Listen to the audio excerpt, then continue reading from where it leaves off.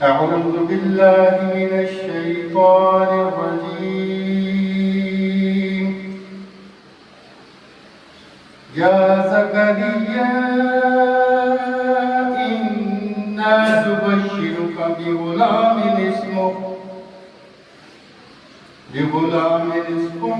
يحيى لم نجعل له من قبل سميا. اللہ تعالیٰ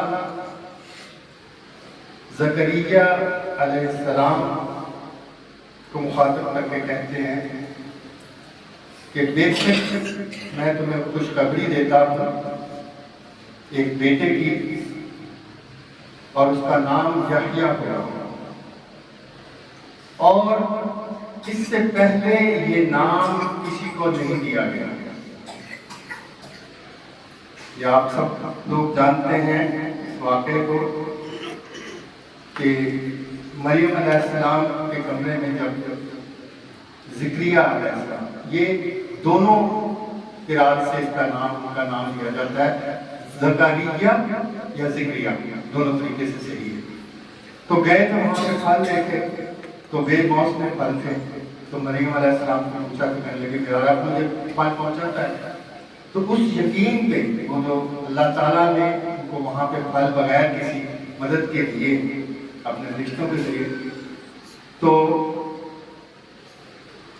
یہ یقین آ گیا کہ اللہ تعالیٰ جو چاہے وہ کر سکتا ہے. تو وہاں پہ ایک خواہش ابھری، خود بھی بوڑھے تھے اور بیوی بھی بانجھ اس لیے تھی کہ اتنی عمر کے بعد بھی ان کے ہاں بیٹا نہیں ہوا تھا، 120 سال کی عمر میں. تو کہا کہ اللہ جو تم پھل پہنچا سکتا ہے تو مجھے بیٹا دے دے. اور پھر اللہ تعالیٰ نے ان کو یہ خوشخبری دی، اور خوشخبری میں دو باتیں عطا کی، ایک تو بیٹا دے دیا اور دوسرا یہ کہا کہ یہ نبی ہوگا، باپ بھی نبی بیٹا بھی نبی. اب جب یحییٰ علیہ السلام اپنی جوانی میں پہنچے تو ان کو اللہ تعالیٰ نے حکم دیا کہ میری کچھ باتیں جو ہیں یہ اپنی قوم تک پہنچا دو. تو زکریا علیہ السلام کے بیٹے یحییٰ علیہ السلام نے وہ باتیں پہنچانے میں کچھ تاخیر کر دی. اب اس وقت تک عیسیٰ علیہ السلام بھی دنیا میں آ چکے تھے اور وہ بھی نبی تھے. تو آپ نے یحییٰ علیہ السلام کو یہ کہا کہ آپ مجھ سے بڑے ہیں، عہدے میں بھی بڑے ہیں، ویسے بھی بڑے ہیں، خالہ زاد تھے، تو آپ کو سلام ہے. تو یحییٰ علیہ السلام نے کہا نہیں، آپ بڑے ہیں، میں آپ کو سلام پیش کرتا ہوں. تو اس کے جواب میں عیسیٰ علیہ السلام نے کہا کہ آپ کو اللہ تعالیٰ نے سلام بھیجا ہے تو میں نے اپنے اوپر خود سلام بھیجا ہے. یہاں سے آپ دیکھ لیں کہ کون بڑا ہے. تو یہ ان کی آپس کی تکرار تھی، اور اس میں انہوں نے کہا کہ کچھ باتیں اللہ تعالیٰ نے آپ کو کہی ہیں وہ آپ نے ابھی تک قوم کو کہی نہیں، تو کہیں تو وہ میں بتا دوں. تو فرمانے لگے نہیں، وہ مجھے حکم ہوا ہے اسے میں ہی کہوں گا. تو مسجد اقصیٰ میں پھر ایک اونچی جگہ بنائی گئی، تو وہاں قوم کو اکٹھا کیا گیا. تو وہاں پھر آپ نے اس قوم کو اکٹھا کر کے کہا کہ اللہ تعالیٰ نے پہلی بات یہ کہی، یہ ہیں ٹوٹل 5 باتیں. تو پہلی بات یہ کہی کہ اللہ تعالیٰ کو ایک مانو اور اسی کی عبادت کرو. اصل بندے کا بدلنا اسی ایک بات سے ہے، یہاں سے شروع ہوتا ہے. جب یہ بات نہیں ہوگی نا تو بندے کا دل بدلتا نہیں ہے. وہ کونے کونے تلاش کرتا ہے دنیا میں، اس سے مدد مل جائے گی، اس سے مل جائے گی، وہ نہیں ہے. تو اللہ تعالیٰ کی وحدانیت کا کہا اور اسی کی عبادت کا کہا. اب اس کی مثال بھی انہوں نے دی. وہ مثالیں اس طرح سے دیتے ہیں کہ انہوں نے کہا کہ ایک غلام ہے، ساری زندگی کی کمائی سے ایک بندہ غلام خریدتا ہے اور وہ کام دوسرے کا کرے، تو یہ کیسے ممکن ہے کہ وہ مالک جو ہے غلام کو اچھا سمجھے؟ بالکل آج کی دنیا میں بھی اس کی مثال یہ لے لیں کہ ہم نوکری پہ جاتے ہیں، کسی کی نوکری کرتے ہیں، پیسے ہم ایک جگہ سے لیں اور کام ہم کسی دوسرے کا کریں تو وہ تو اسی دن اس کو نکال دے گا کہ تم میرا کام نہیں کرتے. تو یہ مثالوں میں سے یہ مثال دی کہ اللہ کیونکہ ایک ہے، اسی کی عبادت کرنی ہے، کسی اور کی عبادت نہیں کر سکتے، کسی اور سے رجوع نہیں کر سکتے. دوسری بات انہوں نے یہ کہی کہ تم نماز کو قائم کرو، نماز کو لازم کرو۔ یہ نماز وہ چیز ہے کہ جو پہلے نبیوں سے لے کے آخر نبی محمد صلی اللہ علیہ وسلم تک اس کو فرض کیا گیا۔ یہ سب سے اہم، اللہ تعالیٰ کی وحدانیت کے بعد نماز کو پڑھنا یہ سب سے اہم ہے۔ گو کہ ان کے طریقے کچھ اور تھے اور ہمارے طریقے اللہ تعالیٰ نے نبی کی سنت کے ذریعے ہمیں بتا دیے کہ اس طریقے سے نماز پڑھنی ہے۔ تو توحید کا مطلب ہی یہ ہے، اگر ہم نماز نہیں پڑھیں گے تو اس کا مطلب ہے ہم اللہ تعالیٰ کی عبادت نہیں کر رہے، ہم چھوڑ دیں یا ہم انکار کر دیں، دونوں برابر۔ نماز اتنی اہم ہے کہ یہ چھوڑنے سے کفر کا فتویٰ بھی لگ جاتا ہے کہ نماز کو پڑھنا اتنا ضروری ہے۔ تو نبیوں سے یہ آتا ہوا ہے یہ حکم کہ اللہ تعالیٰ کے آگے جھکنا، 5 وقت ہم جھکتے ہیں، اس سے پہلے ایک طریقے ان کے اور تھے، تو کہا کہ تم نماز کو لازم پکڑو، اور آخرت میں سب سے پہلے جو سوال ہوگا وہ نماز کا ہوگا۔ اس لیے کہا کہ یہ دوسری بات جو ہے یہ بہت ضروری ہے۔ تیسری انہوں نے کہا کہ روزے ضرورت ہے، روزے کا حکم دیا۔ آپ کے قرآن پاک میں بھی ہے کہ جیسے ہم نے پہلی قوموں پر روزے فرض کیے، اسی طرح آپ لوگوں پہ روزے فرض کیے۔ تو روزے کا جو مطلب ہے وہ اس انعام کا ہے، جیسے ایک کستوری، اگر کوئی بندہ انسان ایسے ہونا دی کہ جیسے ایک بندہ کستوری بیچتا ہے تو اس کی خوشبو رک نہیں سکتی، وہ چاروں طرف پھیلتی ہے۔ تو جب ہم روزہ رکھتے ہیں تو اس میں صبر، تحمل، ہمارا جو عمل ہے وہ ہمیں اگلے تک وہ خوشبو پہنچاتا ہے، یہ خوشبو بھی۔ اور اللہ تعالیٰ نے کہا کہ مجھے اپنے روزے دار کی وہ خوشبو جو لوگوں کو بو محسوس ہوتی ہے وہ بھی اتنی زیادہ پسند ہے۔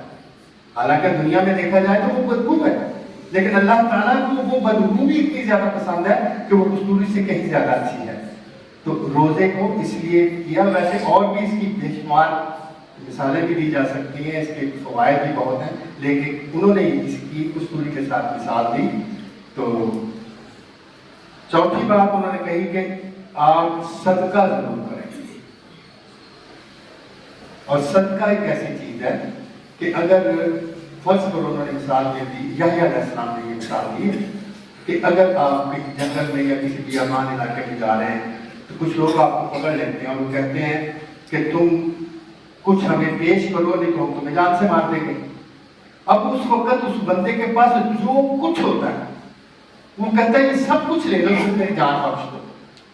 تو صدقے کی زندگی میں یہ اہمیت ہے کہ جب آدمی اس دنیا سے رخصت ہوگا تو وہ جو صدقہ ہے وہ قبر میں بھی اور حشر میں بھی، دونوں جگہ اس کا سائبان بنے گا، اس کو تقویت پہنچائے گا اس بات کی کہ تم نے زندگی میں خرچ کیا تھا اللہ کے نام پر، اللہ کے نام پر خرچ کرنا، کہ ہم نے الوہیت کرنی ہے کہ جو اللہ کو جو چیز پسند ہو ہم نے وہ کرنی ہے۔ تو اللہ کے نام پہ ہم اگر صدقہ کریں گے تو وہ ہمارے ہی کام آئے گا۔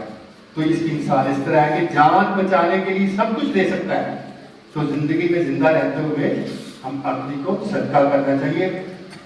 موت کے وقت فرشتے پوچھیں گے کہ تمہیں کسی چیز کی ضرورت ہے، اب تمہارا ٹائم آ گیا، تو وہ کہے گا کہ مجھے تھوڑا سا ٹائم دے دو کہ میں صدقہ کر لوں اور تھوڑی سی عبادت کر لوں، لیکن اس وقت تو ٹائم نہیں ملے گا، اس وقت حسرت رہ جائے گی۔ تو بہتر یہ ہے کہ ہم اپنی زندگی میں صدقہ جو ہے نا اس کو ہم جاری رکھیں۔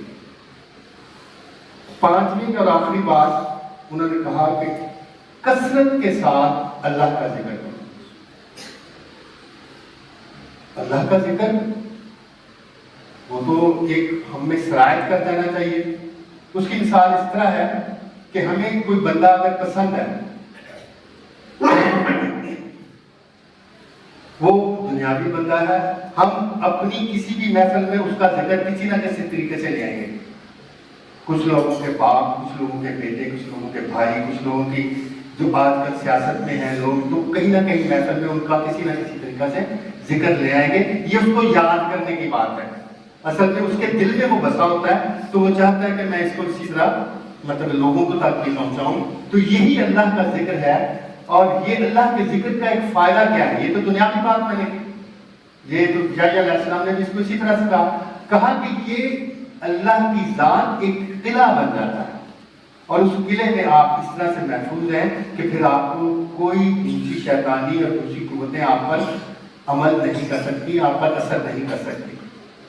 ایک چھوٹی سی بات میں کہتا ہوں کہ نبی صلی اللہ علیہ وسلم نے فرمایا کہ جو بندہ صبح و شام کے اذکار میں معوذتین اور قل اللہ کے ساتھ یہ ہر نماز کے بعد ایک دفعہ اور مغرب اور فجر کی نماز کے بعد 3 دفعہ یہ ذکر کرتا ہے تو وہ انشاءاللہ کسی بھی جادو ٹونے سے محفوظ رہے گا۔ یہ ایک چھوٹی سی بات ہے۔ تو اگر کثرت سے ہم اللہ کا ذکر کریں گے سارا دن، جب بھی ہم آدمی کو خیال آ جائے کچھ کام دنیاوی بھی ہوتے ہیں تو ذکر اللہ کا کریں گے تو وہ اس ایک قلعے کی مانند ہے کہ اس قلعے کے اندر وہ آدمی محفوظ رہتا ہے۔ اس لیے کثرت سے اللہ کا ذکر کرنا چاہیے۔ یہ 5 باتیں یحییٰ علیہ السلام نے اپنی قوم کو یہ بتائیں۔ یہ اس میں ایک چھوٹی سی بات نماز کی یہ بولی کہ نماز ایک ایسی چیز ہے جس میں آدمی سرگوشیوں سے مناجات کرتا ہے اللہ تعالیٰ سے، اور اللہ تعالیٰ اس کی سنتے ہیں۔ اور اللہ تعالیٰ کب تک سنتے ہیں؟ یہ ایک بات بہت نقطے کی ہے۔ جب تک ہم اللہ کی طرف رجوع کیے رکھتے ہیں، دھیان اس کی طرف لگائے رکھتے ہیں اللہ کی طرف، تو اللہ ہماری بات سنتے ہیں اور جواب بھی دیتے ہیں۔ اور زندگی میں آپ لوگوں کے پاس، کئی لوگوں کے پاس، میرے پاس بھی ہے انشاءاللہ تجربہ کہ کئی دفعہ یہ محسوس ہوا ہے کہ ہم نے اللہ سے مانگا ہے اور ایسا لگا کہ جیسے اللہ نے سنا اور ہمیں جواب بھی دیا ہے اور ہم نے جو مانگا تھا وہ ہمیں مل بھی گیا۔ تو یہ مناجات کا مطلب یہی ہے کہ بندہ کسی کو سنائے اور وہ اس کا سن کے اس کو جواب دے۔ تو نماز ایک ایسی چیز ہے جو سرگوشیوں میں تو کی جاتی ہے لیکن اللہ تعالیٰ قریب ہو کے سنتے ہیں۔ تو ان 5 باتوں کے بعد ایک چھوٹی سی ساتھ میں بات، حدیث تو بہت لمبی ہے، اس میں میں بہت مختصر آپ کو سب نام بتاتا ہوں کہ پھر نبی کریم صلی اللہ علیہ وسلم نے ہمارے لیے، امت کے لیے پھر 5 باتیں نبی کریم صلی اللہ علیہ وسلم نے بھی بتائی۔ تو ان میں پہلی بات یہ ہے کہ جماعت کو پکڑے رکھنا۔ جماعت کو پکڑے رکھنے کا مطلب یہ نہیں ہے کہ سیاسی جماعت کو یا کسی میرا مطلب ہے کہ جو فرقے بازی ہیں ان میں چلے جانا۔ جماعت کو پکڑے رکھنا کہ آپ قرآن اور حدیث کے ساتھ جڑے رہیں، یہ جماعت کو پکڑنا ہے۔ آپ اس سے تعلق رکھیں۔ یہ تعلق اگر ٹوٹ جائے تو دوبارہ جڑنے کے لیے رجوع کرنا پڑتا ہے۔ یہ بہت باریک باتیں ہیں لیکن بات کو سمجھ آنی چاہیے کہ ہماری جو زندگی ہے وہ کس طرح اسلام کے سائے میں گزرے۔ تو ان میں یہ پہلی بات ہے کہ جماعت کو لازم پکڑے رکھنا، اور دوسری بات ہے سماع۔ ان میں سے ایک چھوٹی سی بات یہ آپ کی محفل میں بھی ہو رہی ہے، سماع، سننا۔ جب تک ہم سنیں گے نہیں تب تک ہمیں بات کا پتہ نہیں چلے گا۔ اور سننے کے لیے لازم یہ ہے کہ آپ کو وہ بات سنائی جائے یا بات آپ جب سنیں تو اس کی تصدیق کر لیں، وہ یہ دیکھ لیں کہ یہ جو بات کی جا رہی ہے یہ واقعی حق پر ہے کہ نہیں۔ جب ہم سنیں گے تو پھر تیسری بات نبی صلی اللہ علیہ وسلم نے فرمائی پھر اطاعت ہے۔ پھر آپ کو پتہ چلے گا کہ اطاعت کیسے کرنی ہے اور کہاں کرنی ہے، کہاں ہم نے انکار کرنا ہے، کہاں اقرار کرنا ہے۔ تو 3 باتیں یہ ہوگی۔ چوتھی بات آپ نے فرمائی کہ ہجرت، یہ ایک بہت اہم مسئلہ ہے کہ آپ دین کی خاطر ہجرت کریں۔ پیسے کی خاطر تو آج کل ہم سب کر رہے ہیں، یورپ جا رہے ہیں، مڈل ایسٹ جا رہے ہیں، جہاں ہمیں سمجھ آتی ہے کہ پیسہ زیادہ ملے گا ہم جا رہے ہیں۔ اور یہ ہجرت، جب ہجرت ایک ایسی چیز ہے کہ جس نیت سے کی جائے گی۔ ایک دفعہ جب ہجرت ہوئی مکہ سے مدینہ میں تو ایک شخص صرف کسی عورت کے لیے اس نے ہجرت کی، تو نبی صلی اللہ علیہ وسلم نے فرمایا کہ اس کو وہ عورت مل جائے گی، اس نے اس کی خاطر ہجرت کی ہے، اس کو اس ہجرت کا ثواب اجر نہیں ملے گا کیونکہ اس کی نیت یہ تھی کہ میں عورت کی خاطر اس کے پیچھے جا رہا ہوں۔ اسی طرح ہم اگر یورپین کنٹری یا دوسرے ملکوں میں جاتے ہیں اس نیت سے کہ ہم پیسہ کمائیں گے تو پیسہ تو ہمیں مل جاتا ہے لیکن ہماری نسلیں تباہ ہو جاتی ہیں۔ میرا ذاتی تجربہ بھی ہے اور میں نے دیکھا بھی ہے کہ یورپین کنٹریز میں جانے والا الا ماشاءاللہ کروڑوں لاکھوں میں سے کوئی ایک ہوگا جس کی تیسری نسل اسلام پر قائم رہتی ہے۔ یہ حقیقت ہے کہ پہلی بگڑ جاتی ہے، پہلی نہ بگڑے تو دوسری تو بگڑ جاتی ہے، تو تیسری کا تدارک ہے۔ تو وہاں جانے پر سے پہلے یہ سوچ لیں کہ ہجرت اگر ہم کریں تو دین کی خاطر کریں کہ کسی جگہ پہ اپنا مقام چھوڑنا پڑے تو اللہ کے کاموں کے لیے ہم چھوڑیں۔ اور 5ویں نبی کی سنت نے آخری یہ بات فرمائی کہ اب جبکہ پتہ لگ گیا کہ یہ دین حق ہے اور کفار ہے، تو ان کے ساتھ جب جنگ کرنی پڑے تو اس جہاد میں حصہ لیا جائے۔ تو یہ جیسے 5 باتیں زکریا علیہ السلام نے اپنی قوم کو بتائی، بالکل اسی طرح نبی کریم صلی اللہ علیہ وسلم نے اپنی امت کو ہمارے لیے یہ 5 باتیں بتائیں۔